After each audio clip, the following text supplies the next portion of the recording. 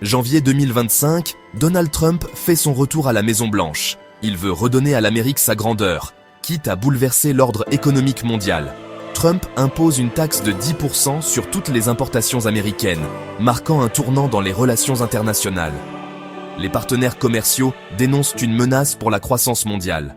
La Chine, principale cible, subit des taxes allant jusqu'à 60% sur certains produits. L'Europe, avec un excédent commercial de 48 milliards d'euros avec les États-Unis, devient un enjeu stratégique. Les produits français, symbole du savoir-faire national, sont désormais menacés par ces nouvelles taxes douanières. Pourquoi la France est-elle particulièrement visée par la politique protectionniste de Trump ? Pour lui, l'excédent commercial européen prouve que les États-Unis sont désavantagés.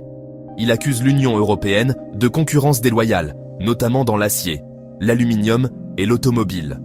La France, quatrième puissance économique mondiale, voit ses exportations menacées par la hausse des prix. La guerre des tarifs pourrait bien se transformer en un conflit commercial ouvert, aux conséquences imprévisibles. Le secteur du luxe français est en première ligne face aux mesures de Trump. Les États-Unis sont un marché crucial pour les maisons de luxe françaises, avec 4,5 milliards d'euros d'exportation en 2024. Parfums, cosmétiques, maroquinerie, ces produits risquent de voir leur prix flamber à cause des nouvelles taxes. Les consommateurs américains pourraient se tourner vers des alternatives moins chères. Une baisse des ventes mettrait en péril des emplois et des savoir-faire uniques. L'industrie du luxe française pourrait subir des pertes considérables. La relation commerciale franco-américaine est loin d'être à sens unique. En 2023, la France a importé pour 51,8 milliards d'euros de produits américains. Le pétrole brut, les produits pharmaceutiques, les moteurs, les avions et le gaz naturel sont essentiels à l'économie française. Le pétrole représente 12,6% des importations françaises en provenance des États-Unis. Les médicaments américains sont indispensables pour le traitement de maladies graves.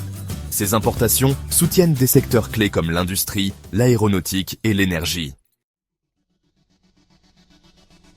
La guerre commerciale lancée par Trump a des conséquences majeures pour la France. Les exportateurs français voient leur compétitivité s'éroder sur le marché américain. L'industrie aéronautique et le secteur du vin sont particulièrement touchés par la hausse des tarifs. Les ventes chutent, mettant en difficulté producteurs et entreprises.